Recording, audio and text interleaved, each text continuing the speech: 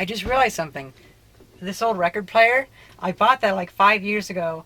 I've never tried it. I never turned it on. I didn't want it back then, but I figured someday in the future I might want it. And I think that day's come.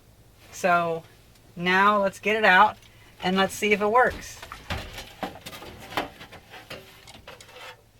It's a Zenith.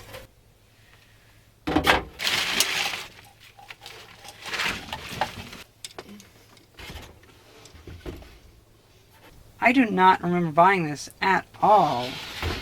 This is awesome.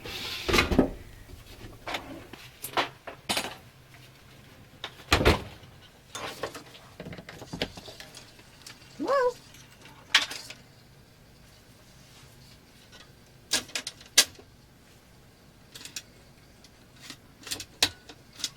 I don't know how to turn it off.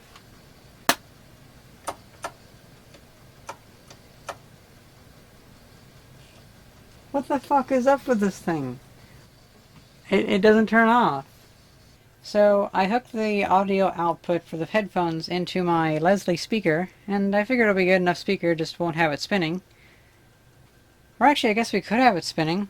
Why not? But we get some audio.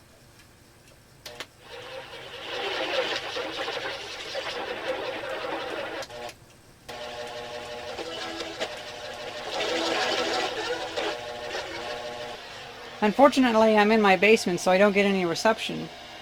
But, so FM works.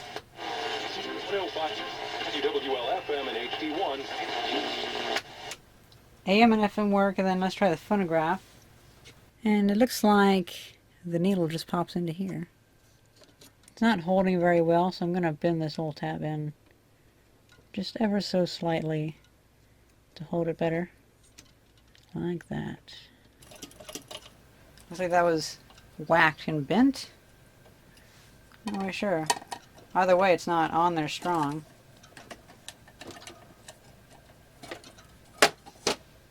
Whatever. Wait. It doesn't go fast enough. Who would make... Wait, why would you make a record player that didn't have all the speeds? Like they're supposed to be like, what, 16 RPM and 78 or whatever? Well, that's kind of useless then. Oh.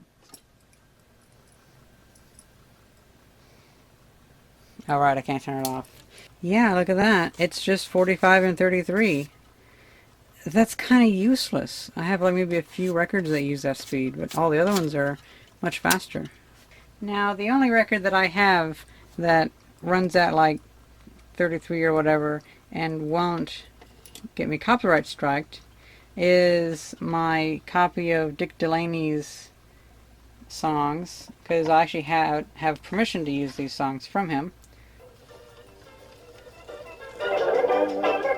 Yeah, that's working fine.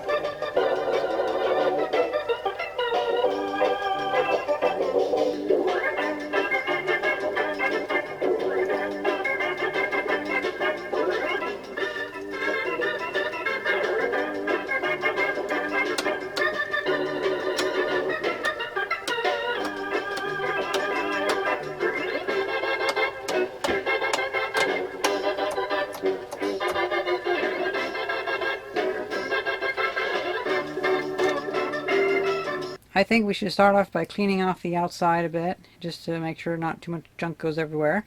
And then we can open it up and see what the issue is with the internals, why we can't turn it off. And we should also see if we can modify it to run a bit faster.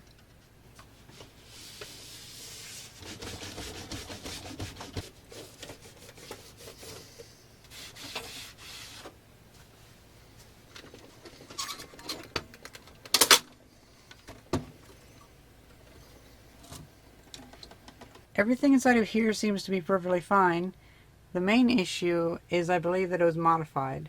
So these two wires have been cut and hooked together. So I believe by undoing this, it should not be on whenever I turn on the machine. Oh, check that out. Yep, that's it. So it was just always on.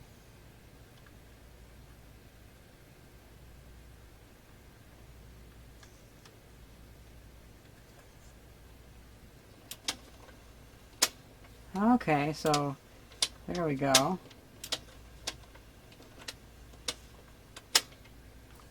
Well, that's working a lot better. I can definitely deal with that.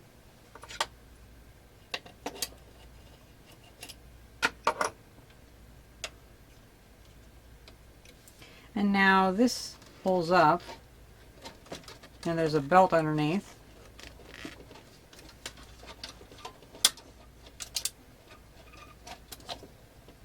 I might want to add a bit of lubricant on that because it seems a bit stiff. So basically we have this belt that goes around this pulley underneath the platter. And the belt goes around here. And whenever we do this, it adjusts that and entices the belt to work like lower or whatever.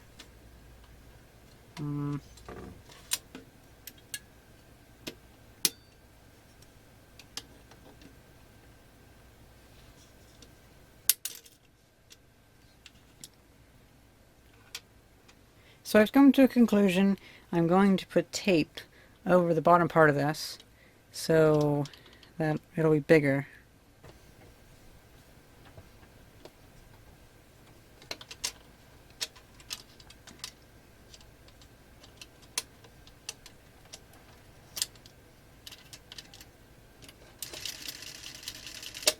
That might be a bit big.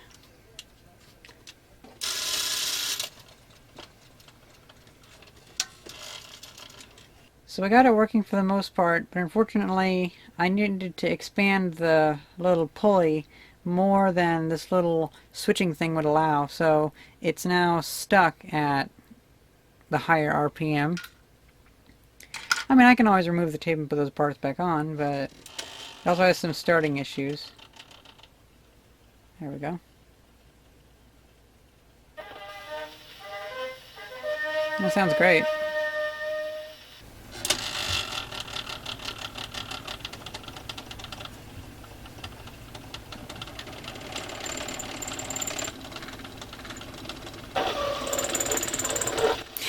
That's terrible. There we go.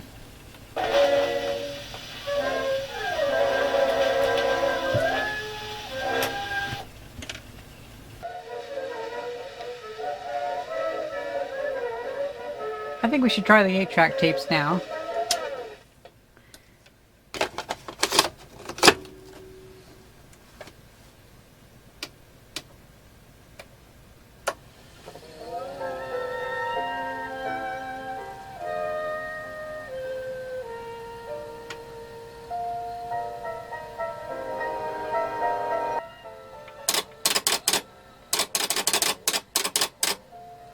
It's a cool sound. Although I don't want to play much of that because I'd hate for there to be copyright. This seems a bit generic though, so this might not have a copyright on it.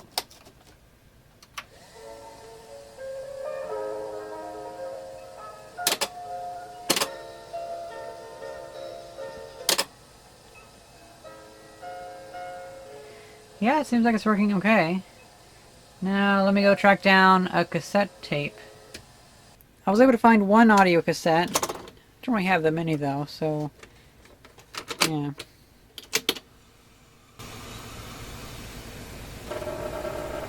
Oh. I can't remember what I recorded this from. This would have been from a pretty long time ago. Like maybe 2007 or so.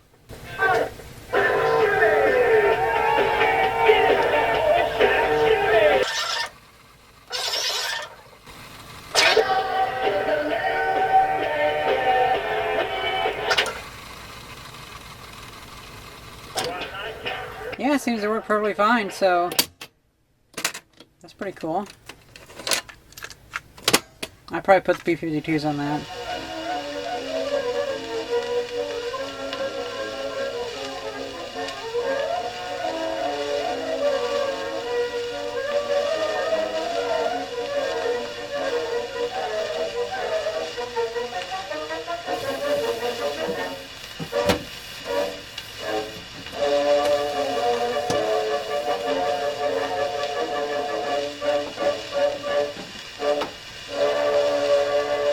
looks like I only paid $10 for this, which I think $10 for this is a pretty good deal.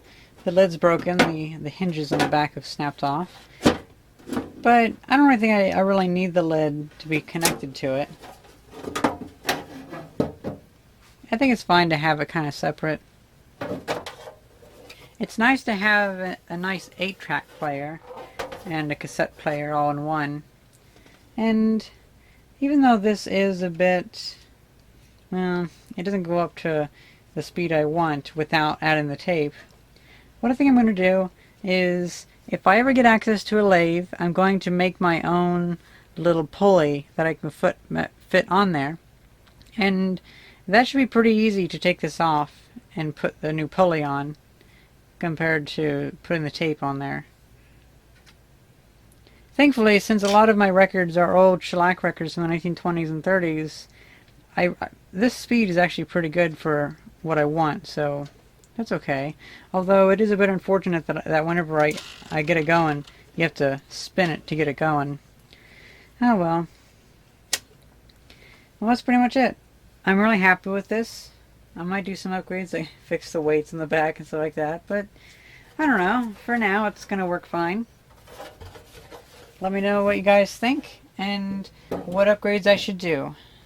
I'm thinking perhaps I could make a nice system and have this thingamabob connected to it to help, like, I guess equalize the sound or whatever. Because I imagine this would be good for blocking out specific frequencies of, like, the needle and stuff like that. I'm not sure. I could be wrong, but please let me know if you think this might be an interesting addition to this, because I might have, just like I have a video setup, I might make myself like a nice audio setup for converting old records and stuff like that, or even listening to it. Well, I hope you guys enjoyed this video, and thank you very much for watching. See ya!